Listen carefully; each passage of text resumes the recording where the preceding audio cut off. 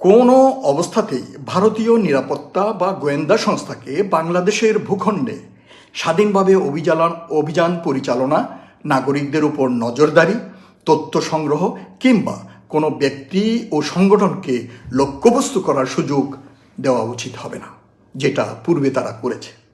এমনকি যৌথ ব্যবস্থার নামে স্থায়ী বিদেশি উপস্থিতি, বাংলাদেশের সংবেদনশীল তথ্য ভাণ্ডারে প্রবেশাধিকার বা দেশের রাজনৈতিক ও ধর্মীয় সংগঠনগুলো সম্পর্কে তথ্য সংগ্রহের সুযোগও সৃষ্টি করা যাবে না।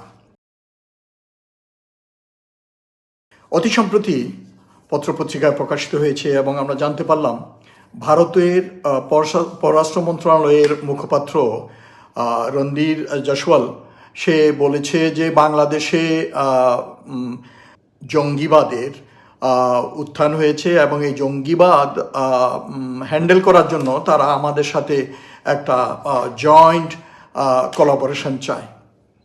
তো এইটা তো আমাদের জন্য আসলে already we have experience this.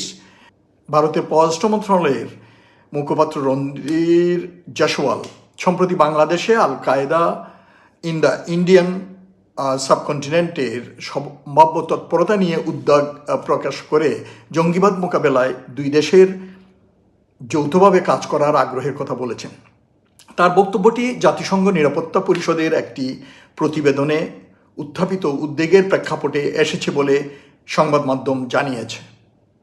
তবে ভারতের এই প্রস্তাবকে বাংলাদেশের অত্যন্ত সতর্কতা, বাস্তবতা ও জাতীয় স্বার্থের আলোকে মূল্যায়ন করতে হবে।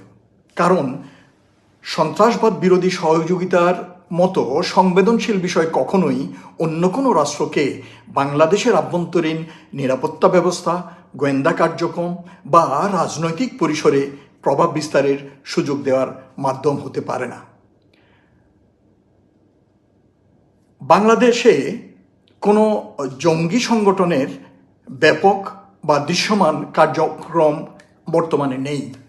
এটি দেশের আইন শৃঙ্খলা রক্ষাকারী বাহিনী ও জনগণের জন্য অবশ্যই স্বস্তির বিষয়। বিগত বছরগুলোতে বাংলাদেশের নিরাপত্তা সংস্থাগুলো বিভিন্ন উগ্রবাদী নেটওয়ার্কের বিরুদ্ধে অভিযান পরিচালনা করেছে এবং তাদের সাংগঠনিক সক্ষমতা অনেকাংশে দুর্বল করেছে। তবে বাংলাদেশে কোনো জঙ্গি নেই এমন একটি চূড়ান্ত নিরঙ্কুশ ঘোষণা দেওয়ার ক্ষেত্রেও আমাদের সতর্ক থাকতে হবে। জঙ্গিবাদ একটি গোপন, পরিবর্তনশীল ও আন্তঃসীমানা নিরাপত্তা হুমকি।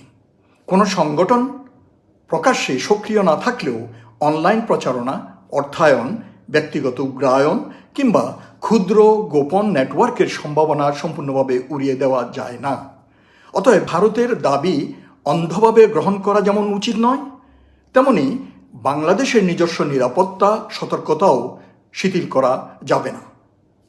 সতর্কতা অবশ্যই থাকতে হবে, অনুসন্ধান অব্যাহত থাকতে হবে। তবে মূল প্রশ্ন হচ্ছে, বাংলাদেশের নিরাপত্তার অবস্থা নির্ধারণ করবে কে? বাংলাদেশের নিজস্ব প্রতিষ্ঠান নাকি কোনো বিদেশি রাষ্ট্র? বাংলাদেশের মাটিতে কী ধরনের হুমকি রয়েছে, তার প্রকৃতি ও মাত্রা কতটুকু এবং তা মোকাবিলায় কী ব্যবস্থা নেওয়া হবে, এসব সিদ্ধান্ত নেওয়ার একমাত্র বৈধ কর্তৃপক্ষ বাংলাদেশ রাষ্ট্র। এ বিষয়ে মূল্যায়ন করতে হবে জাতীয় গোয়েন্দা সংস্থা, পুলিশ, সশস্ত্র বাহিনী, সীমান্তরক্ষী বাহিনী এবং বিচারিক ও সংসদীয় তদারকি ব্যবস্থার মাধ্যমে। বিদেশি কোনো দেশের রাজনৈতিক বক্তব্য, গণমাধ্যমের প্রচারণা কিংবা অযাচাইকৃত গোয়েন্দা তথ্য বাংলাদেশের নীতি নির্ধারণের ভিত্তি হতে পারে না। বাংলাদেশের জনগণের একটি বড় অংশ অতীতে জঙ্গিবাদ বা নিরাপত্তা হুমকি সম্পর্কিত বিভিন্ন বয়ানকে রাজনৈতিক উদ্দেশ্যে ব্যবহৃত হতে দেখেছে। কখনো বিরোধী মতকে দমন করতে, কখনো একটি বিশেষ সরকারকে আন্তর্জাতিক সমর্থন দিতে এবং কখনো বাংলাদেশের আভ্যন্তরীণ রাজনীতিতে প্রভাব বিস্তারের জন্য নিরাপত্তার ভাষা ব্যবহার করা হয়েছে। এমন ধারণা সমাজে যথেষ্ট শক্তিশালী। এই অভিজ্ঞতার কারণে ভারতের নতুন প্রস্তাব নিয়ে প্রশ্ন ওঠা অস্বাভাবিক কিছু নয়। বিশেষ করে কোনো সুনির্দিষ্ট যাচাইযোগ্য ও বাংলাদেশের কাছে গ্রহণযোগ্য তথ্য প্রকাশ না করে বাংলাদেশকে সম্ভাব্য জঙ্গি আশ্রয়স্থল হিসাবে উপস্থাপন করা হলে তা দেশের ভাবমূর্তি, অর্থনীতি, বিনিয়োগ এবং নাগরিকদের আন্তর্জাতিক চলাচলের উপর নেতিবাচক প্রভাব ফেলতে পারে। বাংলাদেশকে তাই ভারতের কাছে পরিষ্কারভাবে জানাতে হবে এবং জানতে হবে কোন তথ্যের ভিত্তিতে এই উদ্বেগ প্রকাশ করা হয়েছে, কথিত নেটওয়ার্কের অবস্থান ও সক্ষমতা কী, সংশ্লিষ্ট তথ্য কতটা নির্ভরযোগ্য এবং তা বাংলাদেশের কর্তৃপক্ষের সঙ্গে আনুষ্ঠানিকভাবে ভাগ করা হয়েছে কি না। শুধু প্রকাশ্য সংবাদ সম্মেলনে উদ্বেগ প্রকাশ করে পরে যৌথ অভিযান বা যৌথ উদ্যোগের প্রস্তাব দেওয়া গ্রহণযোগ্য পদ্ধতি নয়। সত্যি কোনো নিরাপত্তা তথ্য থাকলে তা প্রতিষ্ঠিত কূটনৈতিক ও গোয়েন্দা চ্যানেলের মাধ্যমে বাংলাদেশের কাছে হস্তান্তর করতে হবে। বাংলাদেশ নিজস্ব আইন অনুযায়ী সেই তথ্য যাচাই করবে এবং প্রয়োজনীয় ব্যবস্থা নেবে। কোনো অবস্থাতেই ভারতীয় নিরাপত্তা বা গোয়েন্দা সংস্থাকে বাংলাদেশের ভূখণ্ডে স্বাধীনভাবে অভিযান পরিচালনা, নাগরিকদের উপর নজরদারি, তথ্য সংগ্রহ কিংবা কোনো ব্যক্তি ও সংগঠনকে লক্ষ্যবস্তু করার সুযোগ দেওয়া উচিত হবে না, যেটা পূর্বে তারা করেছে। এমনকি যৌথ ব্যবস্থার নামে স্থায়ী বিদেশি উপস্থিতি, বাংলাদেশের সংবেদনশীল তথ্য ভাণ্ডারে প্রবেশাধিকার বা দেশের রাজনৈতিক ও ধর্মীয় সংগঠনগুলো সম্পর্কে তথ্য সংগ্রহের সুযোগও সৃষ্টি করা যাবে না। বাংলাদেশের সার্বভৌমত্ব কেবল সীমান্তে অখণ্ডতা নয়, দেশের সিদ্ধান্ত গ্রহণ, তথ্যের নিয়ন্ত্রণ এবং আভ্যন্তরীণ নিরাপত্তা ব্যবস্থার স্বাধীনতাও সার্বভৌমত্বের অবিচ্ছেদ্য অংশ। ভারতের সঙ্গে নিরাপত্তা সহযোগিতা একেবারে করা যাবে না এমন অবস্থানও বাস্তবসম্মত নয়। দুই দেশের মধ্যে দীর্ঘ সীমান্ত রয়েছে এবং মাদক, অস্ত্র, মানব পাচার, জাল মুদ্রা, সীমান্ত অপরাধ ও সংঘবদ্ধ অপরাধ মোকাবিলায় তথ্য বিনিময়ের প্রয়োজন আছে। কিন্তু এই ধরনের সহযোগিতা হতে হবে সম্মর্যাদা, পারস্পরিকতা, স্বচ্ছতা এবং সুনির্দিষ্ট আইনি কাঠামোর ভিত্তিতে। সহযোগিতা আর প্রভাব বিস্তার এক বিষয় নয়। বাংলাদেশ ভারতকে যে নিরাপত্তা সহযোগিতা দেবে, ভারতকেও একইভাবে বাংলাদেশের উদ্বেগ, বিশেষত সীমান্তে হত্যাকাণ্ড, বাংলাদেশের বিরুদ্ধে অপপ্রচার, পলাতক অভিযুক্তদের আশ্রয়, চোরাচালান এবং সীমান্তবর্তী অপরাধ মোকাবিলায় কার্যকর সহযোগিতা করতে হবে, অন্যথায় নয়। একচেটিয়া কোনো সহযোগিতা হতে পারে না। ভারতের অতীত আচরণ সম্পর্কে বাংলাদেশে যে অনাস্থা সৃষ্টি হয়েছে, দিল্লিকে সেটিও উপলব্ধি করতে হবে। গোয়ার্তুমির কোনো সুযোগ নেই। সীমান্তে বাংলাদেশি নাগরিক হত্যা বন্ধে ধারাবাহিক প্রতিশ্রুতির পরও কাঙ্ক্ষিত ফল না আসা, তিস্তার পানি বন্টন সমস্যার দীর্ঘসূত্রিতা, দ্বিপক্ষীয় সম্পর্কে অসমতার অভিযোগ এবং বাংলাদেশের আভ্যন্তরীণ রাজনীতিতে একটি বিশেষ পক্ষের প্রতি ভারতের দীর্ঘকালীন সমর্থন, এসব কারণে ভারতকে অনেক বাংলাদেশি নিরপেক্ষ অংশীদার হিসাবে আর দেখতে পারছেন না। সাম্প্রতিক সম্পর্কেও ঢাকা সার্বভৌম সমতার ভিত্তিতে গঠনমূলক সম্পর্কের কথা বলেছে এবং দ্বিপক্ষীয় পরিবেশ উন্নত করার উপর গুরুত্ব দিয়েছে।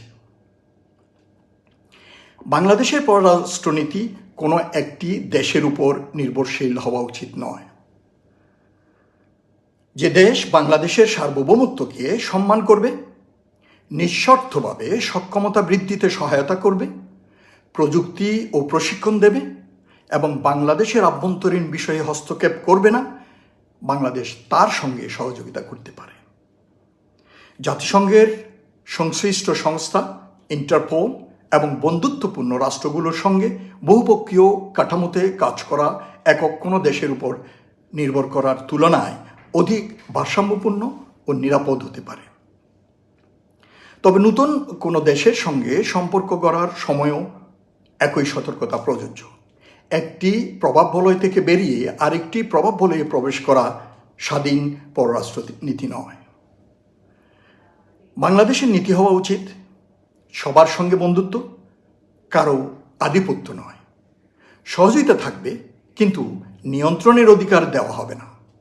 তথ্য বিনিময় হবে, কিন্তু জাতীয় গোপনীয়তা বিসর্জন দেওয়া হবে না। অভিন্ন হুমকি মোকাবিলা করা হবে, কিন্তু বিদেশি বয়ানের ভিত্তিতে দেশের নাগরিকদের সন্দেহের চোখে দেখা হবে না, অবিচার করা হবে না। জঙ্গিবাদের বিরুদ্ধে বাংলাদেশের অবস্থান অবশ্যই কঠোর থাকতে হবে, কিন্তু সেই লড়াই পরিচালিত হবে বাংলাদেশের সংবিধান, আইন, মানবাধিকার এবং নিজস্ব জাতীয় স্বার্থের ভিত্তিতে, জাতীয় স্বার্থকে ক্ষুণ্ণ করে নয়। ভারত যদি আন্তরিকভাবে বাংলাদেশের নিরাপত্তায় সহায়তা করতে চায়, তবে তাকে প্রথমে পারস্পরিক আস্থা পুনর্গঠনে কাজ করতে হবে। অভিযোগের রাজনীতি বা ভয়ের বয়ান তৈরি না করে প্রমাণভিত্তিক তথ্য দিতে হবে, সীমান্ত হত্যা বন্ধ করতে হবে, বাংলাদেশের আভ্যন্তরীণ রাজনীতিতে নিরপেক্ষতা বজায় রাখতে হবে এবং বাংলাদেশের জনগণের গণতান্ত্রিক আকাঙ্ক্ষা ও সার্বভৌম সিদ্ধান্তকে সম্মান করতে হবে। এসব মৌলিক বিষয়ে দৃশ্যমান অগ্রগতি ছাড়া যৌথ জঙ্গি বিরোধী উদ্যোগ বাংলাদেশের মানুষের কাছে স্বাভাবিকভাবেই সন্দেহের বিষয় হয়ে থাকে। বাংলাদেশ কোনো বিদেশি রাষ্ট্রের নিরাপত্তা পরীক্ষাগার নয় এবং তার আভ্যন্তরীণ বিষয় কোনো প্রতিবেশীর কৌশলগত খেলার ক্ষেত্র হতে পারে না। দেশকে নিজের সক্ষমতা বৃদ্ধি করতে হবে, সব দাবি স্বাধীনভাবে যাচাই করতে হবে এবং জাতীয় সংসদ ও জনগণের কাছে জবাবদিহিমূলক নিরাপত্তা নীতি অনুসরণ করতে হবে। ভারতের সঙ্গে সুসম্পর্ক প্রয়োজন, কিন্তু সেই সম্পর্ক হতে হবে সমমর্যাদাপূর্ণ এবং আনুগত্যের নয়। বাংলাদেশের বন্ধুদের দরজা খোলা থাকবে, কিন্তু তার সার্বভৌমত্ব, আত্মমর্যাদা ও আভ্যন্তরীণ স্বাধীনতার প্রশ্নে কোনো আপোষের সুযোগ থাকতে পারে না। বিষয়টি আমাদের সকলকে খেয়াল রাখতে হবে, অনুধাবন করতে হবে, সরকারকে আমলে আনতে হবে।